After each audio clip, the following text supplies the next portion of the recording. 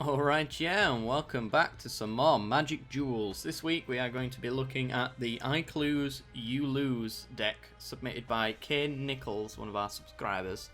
So, essentially the way this deck works is it creates as many Thopter tokens, artifacts and clue tokens, just artifacts in general really, and it uses the Girapur Ether Grid to burn out your opponent by tapping down all these artifacts.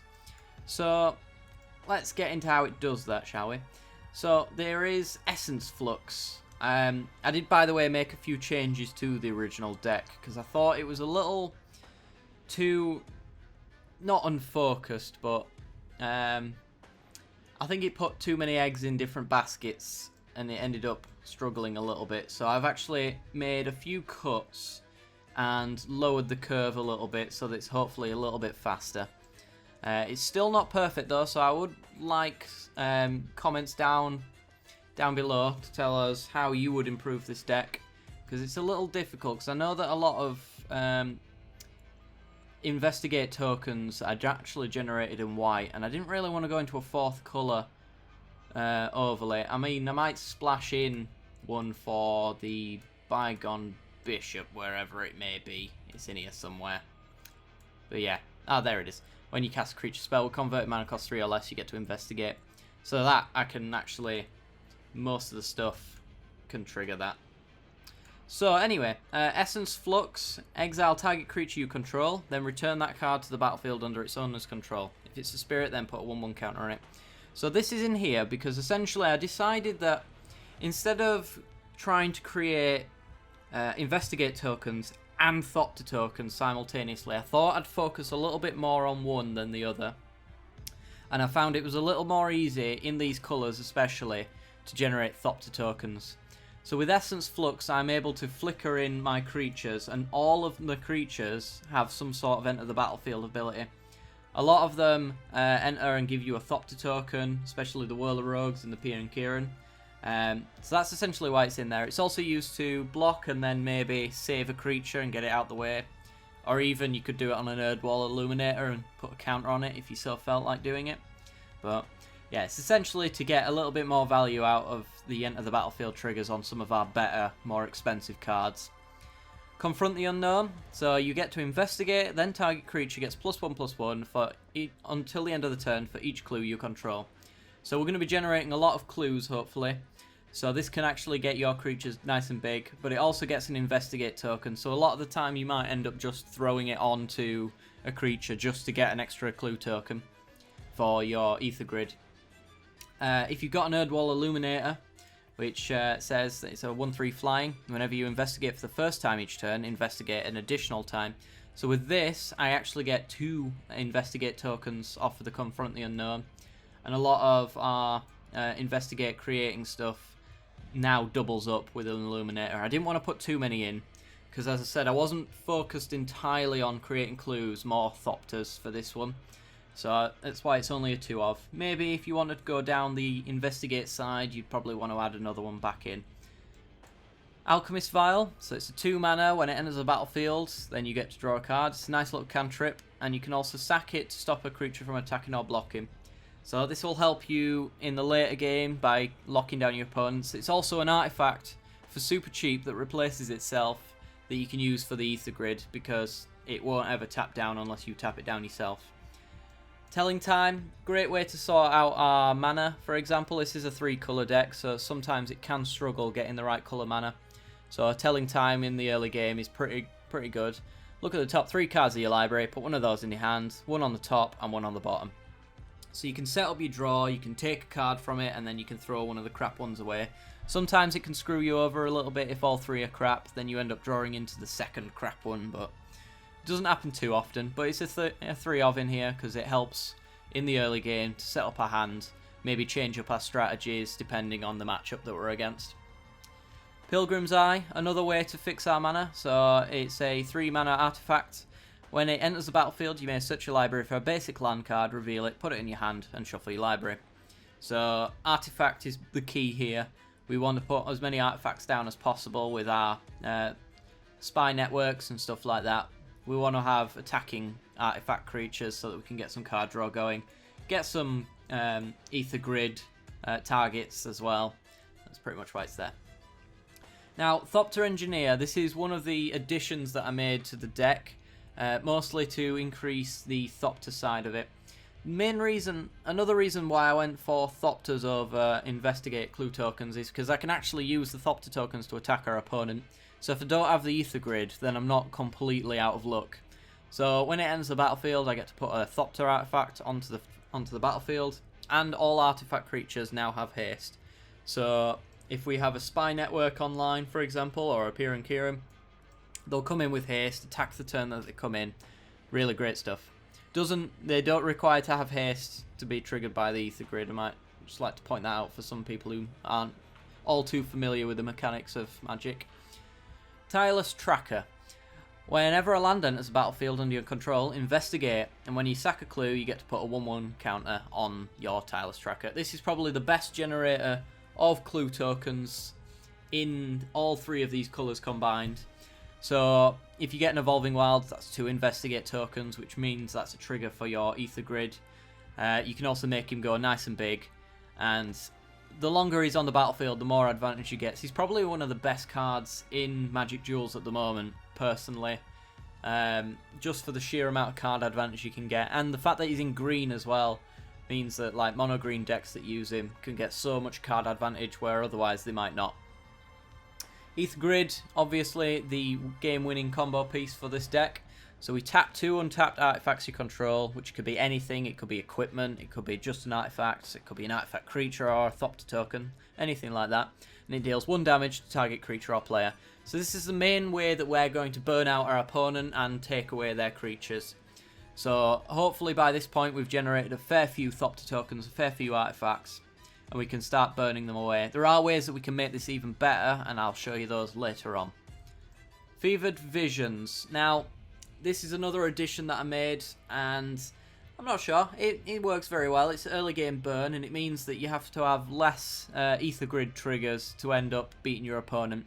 It's also great card advantage, and like most people think, if you're playing blue and red in any deck, Fevered Visions is a great card because it's just sheer amount of card advantage. Your opponent does get it, but they also have the disadvantage of if they're holding the cards, they do take 2 damage. So we are trying to burn out our opponent, and I think this is a great way to do it. 2 of. Whirler Rogue.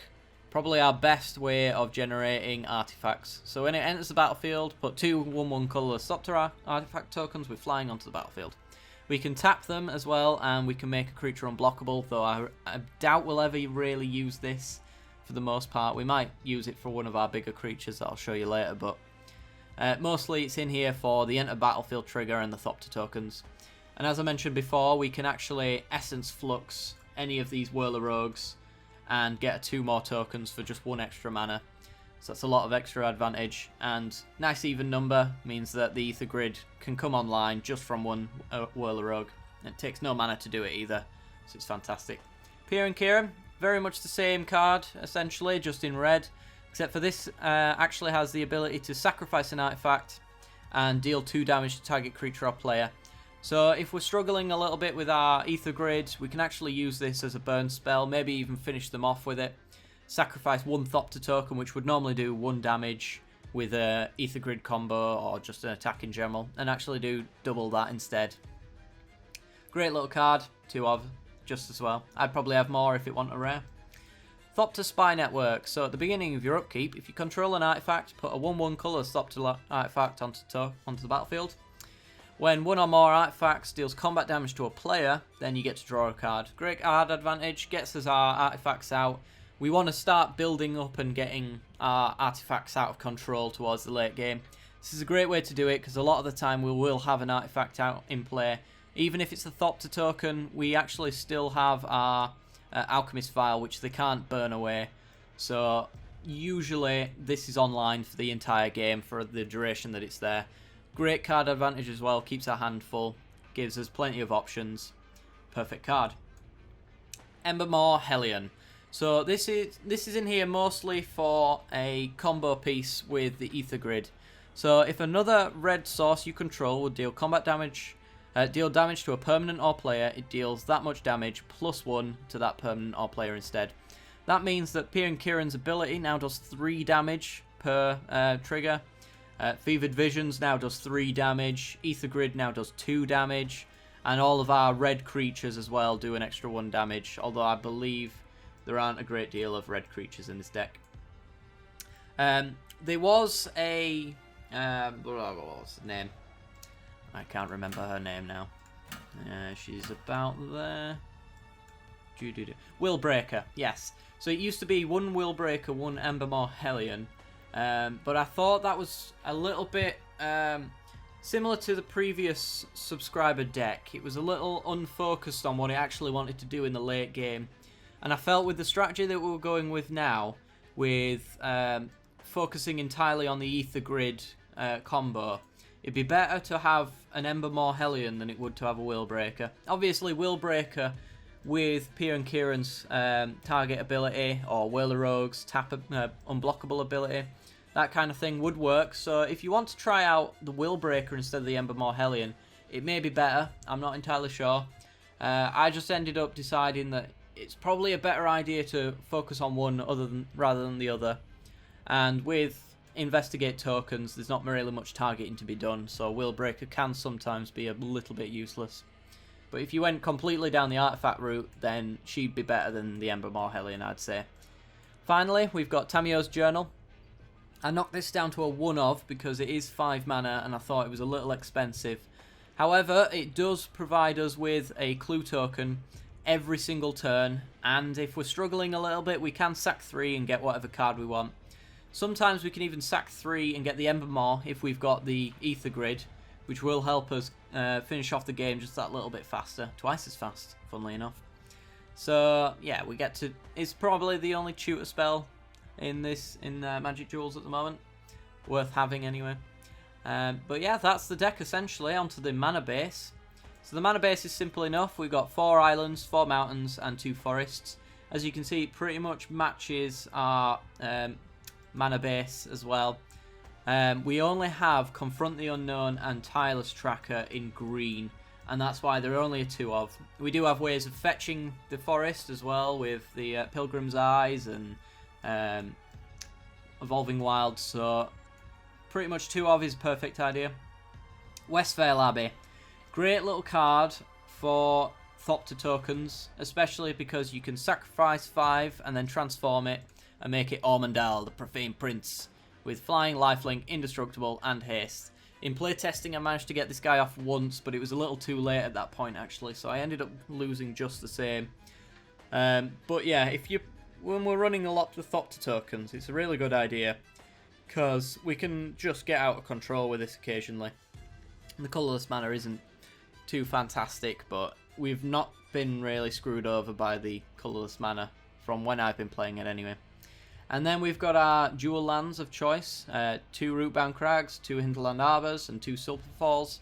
These will almost entirely always come in untapped, because we have a lot of ways of getting our basic lands in play, and we don't have a lot of dual lands, so for the most part we can get these in untapped, which speeds up the game significantly for us. We don't want these to come in tapped at all. We don't have the time to deal with that kind of thing. One Foundry of the Consoles. I thought that we were dealing a little bit too much with maybe having too much colourless mana and tap lands and stuff like that, so I actually only went down to 1.